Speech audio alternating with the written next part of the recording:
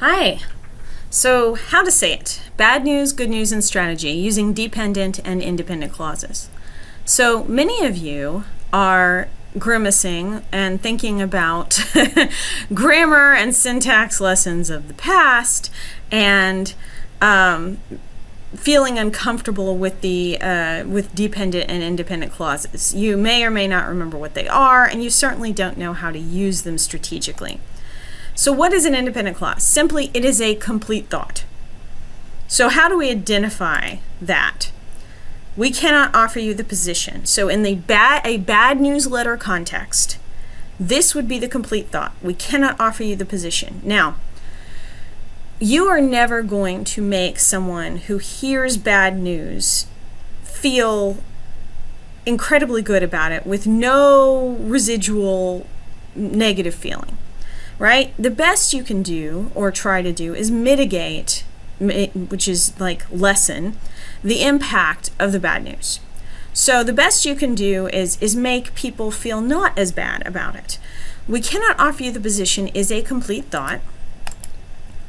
But if you put it in a dependent context, just adding the word while, so this is an incomplete thought, and notice the comma. While we cannot offer you the position, so there's our negative news. We encourage you to apply for a local internship at our affiliate station in Dallas. So while we cannot offer you the New York internship, we encourage you to apply for a local internship at our affiliate station in Dallas. This is not promising that the person who applied will get the internship at the station in Dallas, but it is showing that you thought this person had promise. Now, here's our bad news. It is now in a dependent clause, and more positive news is in the independent clause. So the good news is in the independent clause. We encourage you to apply for a local internship at our affiliate station in Dallas. Could be a complete sentence. So independent clause stands on its own, complete sentence, complete thought. Dependent clause does not stand on its own, and it might start with while or although, and there are other ways to begin these.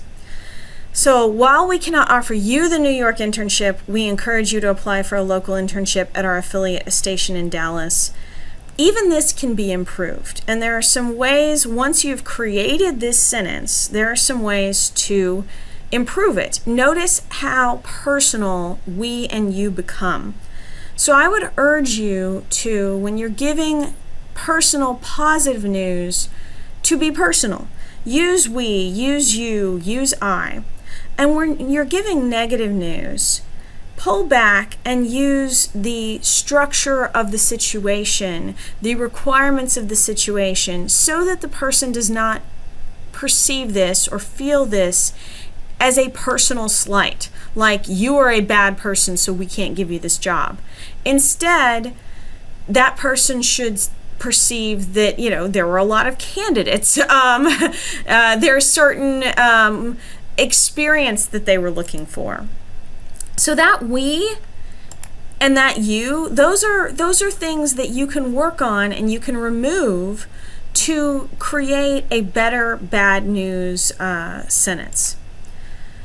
So here's a way that you could make this seem less personal.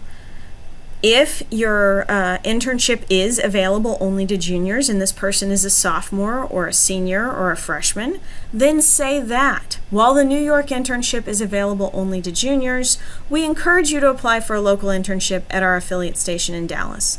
Notice how that bad news removes the feeling of being judged, that personal judgment from the individual receiving the news. And so it becomes less personal and more about the situation itself. Oh, I applied at the wrong time. I'm still a good candidate. These are the thoughts that the person who receives this news would have. And we have we and you in the positive news, which is fine. That's okay. That works well. So there's some strategy here in what you say and how you say it and when you say it and how you use your pronouns. We and you are pronouns. They stand for the people involved. Once again, While is a word that creates a dependent clause. So you can take an independent clause and create a dependent clause that cannot stand on its own. You could also use the word although it's only available to juniors.